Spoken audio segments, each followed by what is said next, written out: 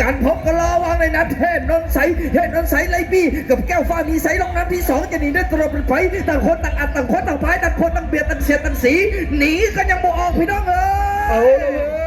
สิ่งที่นอนคือสิ่งที่โบไม่นอนพ่อแม่พี่น้องป้องไปเอาเลยว่าในน้ำแก้วเอ๋ยแก้วฟ้ามีใสตอนนี้นำเล็กน้อยหาปานกลางส่วนประเทศนนท์ใสขอใสกำจัดว่าจะไหนตอนนี้ตกที่นางลำบากตกที่น้ำลำบากกรรมการจุดเส้นสนามจุดไปจุดเส้นสนามทุกทักษิณเตรียมกล้องไว้วิดีโอตอนนี้ได้ทำงานแล้วมาบังวันในน้ำแก้วฟ้ามีใสจะหนีได้ตลอดปลอดภัยหรือบ่ได้กำจัดกับปอดเป๋าในน้ำแก้วฟ้ามีใสแล้วว่าจะเป็นนนท์ใสเกินใสนนท์ใสแก้วฟ้ามีใสเกินใสมีใสเกินใสมีใสเกินใสมีใสเกินใสเข้าเส้นชัยอีกสถานการณ์บอกแล้วเจ้าสิ่งที่แน่นอนคือสิ่งที่บ่แน่นอนฮักประกาศเสียงไปหลายเลยเจ้า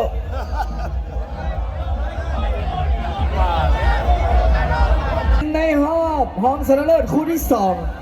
ผู้ใดชนะไปสิงชนะเลิศผู้ใดเสียสิงอันดับที่สามในน้ำเทพนนท์ใสบ้าน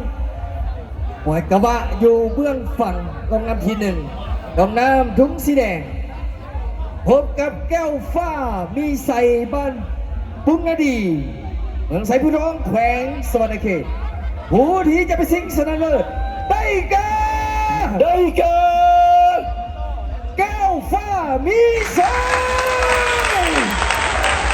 บ้านนาเมือง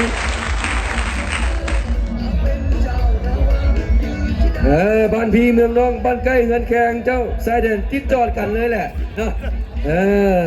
ในนามเล็กตา168เสียให้แข่งขมวนส่วนเจ้าพ่อท้องดำเซ่สุดเก่งประจำทีมเจ้าสุดเก่งของท้องดำเลยแหละเนาะขับเคลื่อนให้และในปัจจุบันนี้เจ้าสัญญาณไทยสดของพวกเรา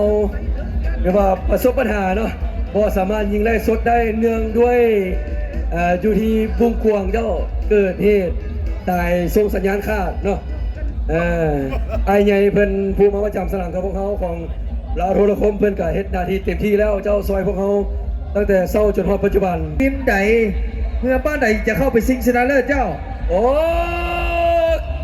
มาแล้วบรรดาท่านแข่งทีมเกียรติห้องชนะเลิศไผจะไปสิงชนะเลิศในน้ำเล็กตา168อยู่เบื้องฟังลงน้ำที่1ไล่บี้ไล่จี้กับเจ้าพ่อทองดำ12ราศีนั้นไผจะหนีได้หรือบ่ได้ยังสมันเกอเสมอกันเอาเลยยังสมันเกอเสมอกันเบื้องบอกตอนนี้ว่าไผจะอยู่ไผจะไปพ่อแม่พี่น้องป้องไปในน้ำเจ้าบ้านต้องเสียเจ้าพ่อทองดำ12ราศีส่วนว่าในน้ำบ้านน้ำเมืองต้องเสียในน้ำเล็กตา168เอาละเว้ยเป็นสิกลูกในบ้านเป็นลานในสวนมาไม่ว่าจะเป็นเล็กตาหรือว่าเป็นเจ้าพ่อทองดำจะหนีได้ตลอดไปไผ่เล็กตาพี่จี้ขึ้นมาเล็กตาพี่จี้ขึ้นมาแล้ววันนี้จะทันหรือไม่ทันตอนนี้ทองดำจะหนีแล้วทองดำหนีทองดำหนีเข้าเส้นชัยไผ่ว่าคู่นี้มวนแน่ขอเสียงตบมือดังเจ้าสมเสยกันทั้งสองลำผลการตัดสินจากคณะกรรมการรอบห้องชนะเลิศเพื่อที่ชนะจะไปรอค่าสิงอันดับที่หนึ่งเพื่อที่เสียจะไปสิงอันดับที่สามผลการตัดสินจากคณะกรรมการในน้ำเล็กตา168อยู่เบื้องฝั่งลำน้ำที่ทุ่งสีแดงพบกับลำน้ำที่2ในน้ำเจ้าพ่อทองดำ X12 ราศีแสงรวยทรัพย์อยู่ลำน้ำที่2ลงน้ำทุ่งสีฟ้าผู้ที่จะไปรอด5สิงห์ชนะเลิศในงานบุญประจำปี2026ได้แก่เจ้าพ่อทองดำ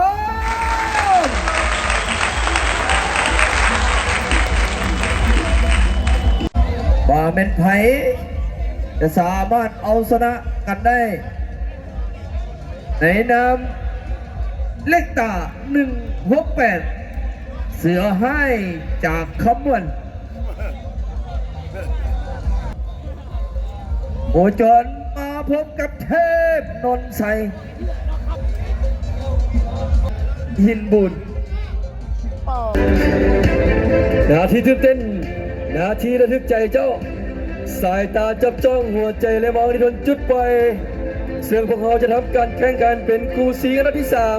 3 เป็นการพบกันระหว่างเล็กต้า168โอจรมาพบกับในนับเทพนนท์ใสจากบ้านกระบะเมืองหินมูลแบ่งคำมวลเจ้ามาบอกว่าเรือ2 ลำ 4 พายดี 4 พายเก่งด้วยกันทั้ง 2เล็กต้า168ใส่4 พายดีสุดเก่งประจำบ้านนาเมืองในน้ำคุณแผนนาเมืองเจ้าส่วนใส่4 พายดีพายดังจากประเทศเพื่อนบ้านในน้ำลาวอีสานเจ้าสุดขุนพลไอ้หนุ่มนามนคนกำจัดเจ้าพรปูกลมลงพายนิ่งแล้ว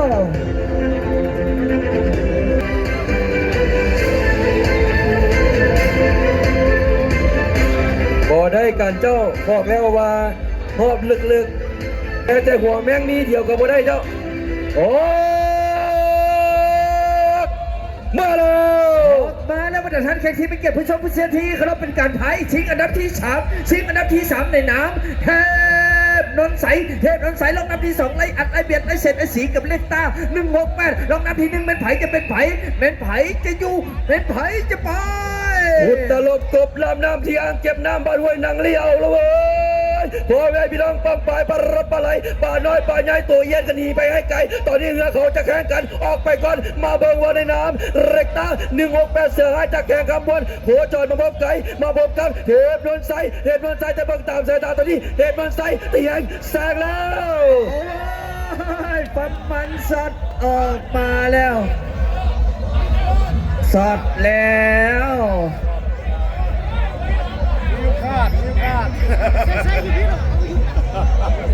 เกิดอย่างขึ้นเจ้าจากเทพนนท์ใส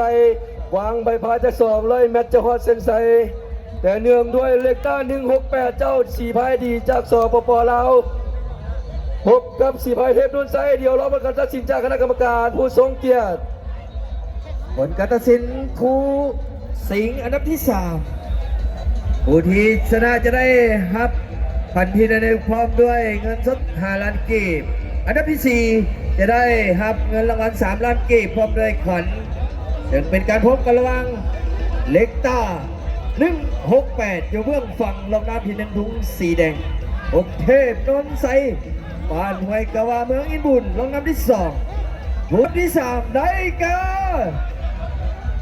เล็กต้า168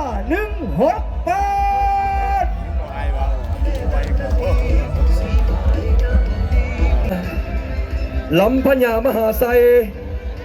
กำแพงใหญ่ภูคณาพาหินน้ำนอปอไฟฟ้าน้ำเดือน2ป่องล้อนาตาลน้ำลอดทำวีรกรรม11 มีนา 1946นี่คือคำขวัญของแข่งขบวนเจ้าเอาพบพ่อกับดินแดนแห่งเมืองไดโนเสาร์สัตว์ห้อยล้านปี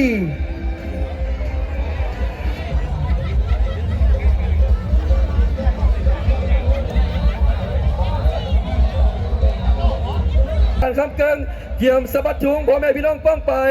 เกี่ยมสร้างเงือลงทั้งมาเบิ่งว่าจะเป็นมุมใดเป็นผู้ชนะจะเป็นเจ้าพ่อทองดำหรือว่าแก้วฟ้ามีใสในน้ำผู้มาเยือนจากดินแดนไดโนเสาร์ผู้ใดจะเฝ้ายุดหายใจเพราะว่าหัวใจจะวายคู่นี้มาแล้วบรรดาท่านแขกที่มีเกียรติผู้ชมผู้เชียร์ที่ครับมาบังคู่ปิดรายการเป็นคู่สิงห์ชนะเลิศของขันประธานคณะกรรมการปกครองเมืองท่าแขกแข่งขบวนอยู่ที่ตาแสง4 คนเป็นการพบกันระหว่างเจ้าพ่อทองดำไล่อัดไล่เบียดไล่เสียดไล่สีตอนนี้จะหนีได้หรือไม่ได้เอาละเว้ยก่อนแล้วในนามเจ้าพ่อทองดำพบกับแก้วฟ้ามีชัยจากแข่งสมรเขตตอนนี้หัวไปได้ประเบิดเปิดกันมาเปิดวันในนามเจ้าฟ้าจะเป็นเจ้านานับหรือว่าจะเป็นแก้วฟ้ามีชัยหัวแม่พี่น้องซอยเจกันนะเจ้าพ่อทองดำตอนนี้ตีให้แซงแล้วจะพอทองดำเริ่มจะ หนีเรื่องกันมาแกฟ้ามีสายไรอันไรเดียวไรเส้นทีตอนนี้ถอนน้ำจ่าแสงถอนน้ำจ่าแสง โดนโดน จ่าแสง โดนโดน จ่าแสง โดนโดนโดนโดน จ่าแสง โอ้เจ็บเจ้า ขอเสียงตบมือเจ้าขอเสียงตบมือนี่คือเป็นประเพณีอันดีงาม นี่คือความสนุกสนาน และความเบิกบาน